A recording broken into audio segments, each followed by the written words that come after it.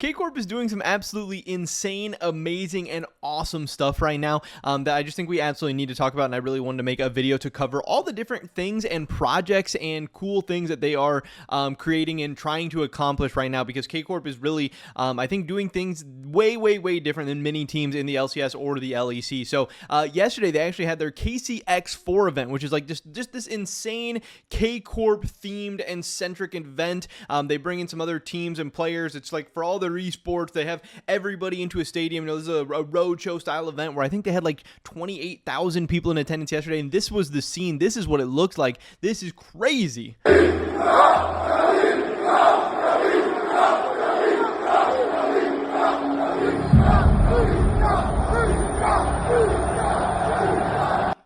I mean, the videos are crazy. Like, literally, that looks like an LCS final. It looks like a Worlds match. You know, I've been to LCS finals. I've been to Worlds, and, like, this might even rival them. It might even be crazier than some of those times. I mean, here's another video that Kcorp actually tweeted out that Eros retweeted.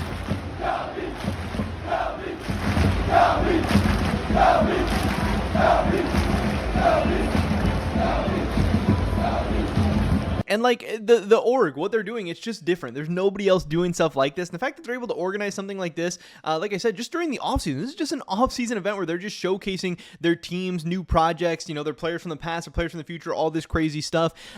This is really impressive. And I know so many people for so long have been saying, oh, we need more, you know, fan engagement, fan interaction, you know, getting out in front of the fans and doing stuff for them and getting the fans excited and riled up and all that. And that's what Kcorp does to an absolute perfection. I mean, like I said, this is just insane how many people they got into a stadium to do stuff like this. Now, during this actual event, they did a lot of really cool stuff. Kcorp paid tribute to two of their former iconic players, Seiken and Cabochard, by naming them club legends during their live event KCX4. So this was really cool. Obviously, both Cabochard and Seiken went a long way in putting, Kcorp and Kcorp League of Legends on the map by really helping them out during the LFL. They were there, you know, during a lot of the early days when Kcorp wasn't even an LEC team yet. They were trying to, you know, build their brand, grow their team, and show that they're a legitimate, you know, like esports organization and they can compete. And this was when Kcorp was just like an absolute powerhouse, absolute dominant threat in the LFL, you know, winning titles, competing for, EU Masters and stuff all the time and all that craziness. And Cabochard and Seiken were a huge part of that. I know people say, hey, KC Club Legends equals 2 times 10th place in the LEC, but this isn't necessarily for what they accomplished in the LEC. This is for getting them to the LEC. This is for creating the pathway for everything that Kcorp is today and for everything that Kcorp is going to be in the future. So this is really cool. Obviously, Seiken and Cabochard have been longtime fan favorites. Yes, they didn't work out insanely well in the LEC, but still, they are a part of the Kcorp, especially the Kcorp League of Legends story, and now they will be forever, which is really cool. Legends of the Club is awesome. I hope they do more stuff of that in the future.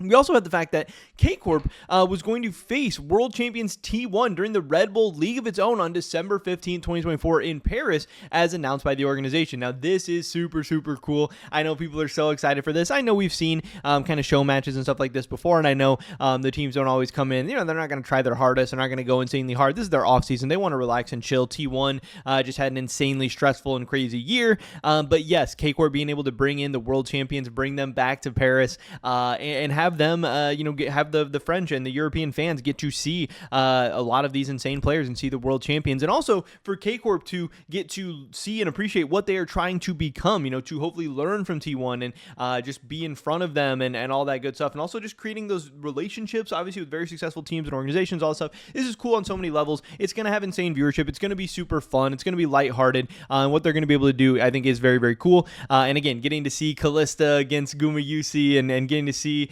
all the KC players matching up against T1 is going to be really fun. It's going to be exciting. There's going to be big moments. If any Kcorp players get kills against T1 or if Kcorp wins a match or whatever, it's going to be this big meme. It's awesome. I love that they're doing this. This is another very exciting thing, and I think it's great for the esport. On the other side of things, they had some Valorant Academy news. I think this is very cool. Kcorp is set to launch their Valorant Academy project in the VCL France Blue Star. So we know that Kcorp, like I said, has those roots coming up from the LFL. They're really big on player development. They're really big about having those academy teams and everything, and now extending that to Valorant as well. We know many organizations haven't found the right ways or sustainable ways to even run one roster, let alone running academy rosters in multiple esports and trying to do all these different stuff. So we know that Kcorp does heavily value trying to develop their own players, trying to scout their own players. It can be a cheap and sustainable way to, find players and then sign them on, team-friendly contracts and promote them through. And I'm sure players really appreciate Kcorp as well because they're helping these tier 2 divisions, survive and thrive. And it's also an avenue for them to get eventually promoted to the main club and stuff like that. So I think this is really cool that Kcorp is showing at a time where budgets are decreasing and teams are spending less money and they're taking on less projects. Kcorp is like, hey, we're going to start more academy teams. We're going to reach out and help the tier 2, help the tier 3 scenes, all this different stuff. So I thought this was very, very cool. And then another really exciting thing as well is that Kcorp and the Epic Foundation launched their Blue Heart charity project to raise funds for several associations. The first associations are, I don't know how to say this, Telemoc and Nightline, which aim to help young people and young adults with mentoring and mental health. So that's obviously very, very cool. Again, Kcorp trying to give back. They're doing a lot of cool things. They're making some money. They're doing these awesome projects and also giving back to the community, taking care of people, in terms of mentoring and mental health. I think that's awesome. If they're able to give some money to more projects in the future, hey, that sounds great as well, which is really cool. Now, there is more League of Legends related news as well. We did have Kcorp tweeting out this. Again, we talked about those Valorant challengers, but that also means we have the Blue Stars coming to the LFL Division 2, which would be the third league in Europe for League of Legends. Again, then we have the LEC, then we have the LFL, then we have LFL Division 2. So having two divisions in the LFL, Kcorp not only having an LEC team, not only having an LFL team, but also having an LFL Division 2 team is very, very crazy. Now, we did have some talk. This is from Riha saying another tweet. This is one of my cherished projects. We are launching a third team in KCLOL, and the main objective of this team is to give a clear career path from the bottom for the best of you to the top of the region. Again, getting that tier 3 to tier 2 to tier 1, clear progression all through one organization, allowing you to be, kind of like a lifetime Kcorp player. No matter where you come from, we'd like to offer the opportunity for young players to provide resources to improve in an environment dedicated to education, growth, and performance, not only for players, but for coaching staff as well. Also very cool. We pride ourselves in our collaboration, inter-game, inter-league, and everyone will grow, but the harsh reality is that not everyone will succeed, but anyone can try. Worlds in 4 years, fill the form down. So they're already accepting applications, already looking for players for this new LFL Division 2 team. Now, we do have an article about on Cheap Esports about this as well that maybe goes into a little bit more information. After Valiant and Skill Camp, the Blue Stars project of Kcorp is the third team to join the LFL Division 2 for next season. The club announced Saturday in front of its 28,000 supporters at the KCX4. So yes, 28,000 people in attendance. So crazy. Organized at the U Arena in Paris. Revealed at the previous KCX, which was held in the same venue a little over a year ago, the Blue Stars project is a training project that should allow the club to detect the nuggets of tomorrow for League of Legends. The academy is reserved for players 19 years old or under 19 years old, and applications are now open. By joining Division 2, the club is returning to its roots. Kcorp had indeed started its history in the French 2nd Division before becoming Carmine Corp and joining the LFL a few months later.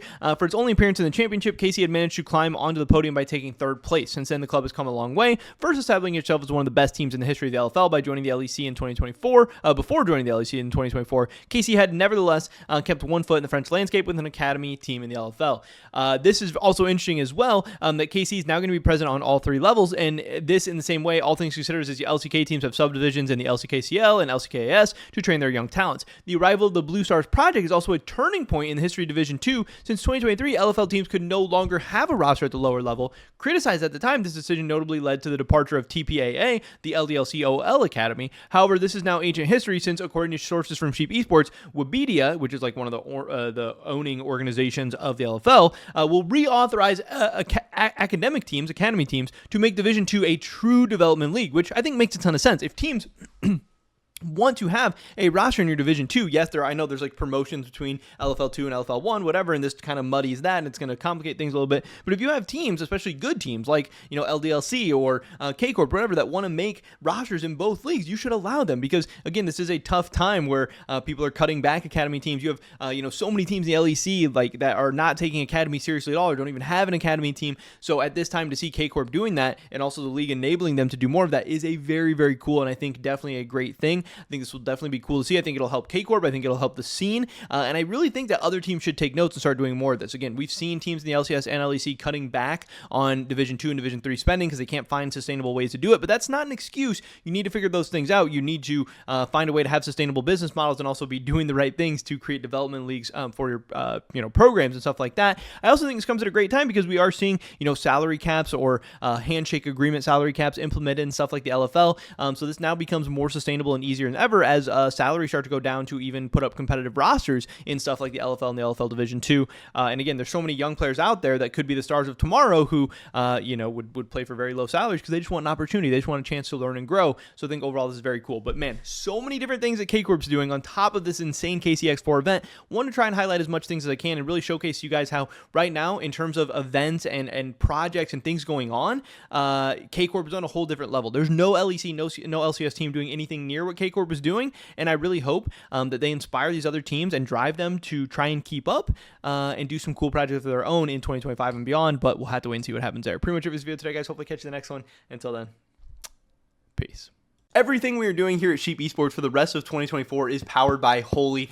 This is an awesome company that makes great tasting energy drinks that also just so happen to be healthier than the competition as well. They sent me this starter set deluxe, which comes with a Holy shaker and then 14 individual servings of Holy Energy, Holy Hydration, and Holy Iced Tea. So you get a ton of awesome stuff for a great price. And if you want to get even better price, check out the first link in the description below. Use discount code SE5 to get €5 off your first order, or SE10 to get 10% off your entire basket. If you guys want to help continue to allow us to provide the amazing coverage of both Worlds and the offseason that you guys know and love, definitely check out Holy, buy some stuff. It would mean the world to us. Thanks.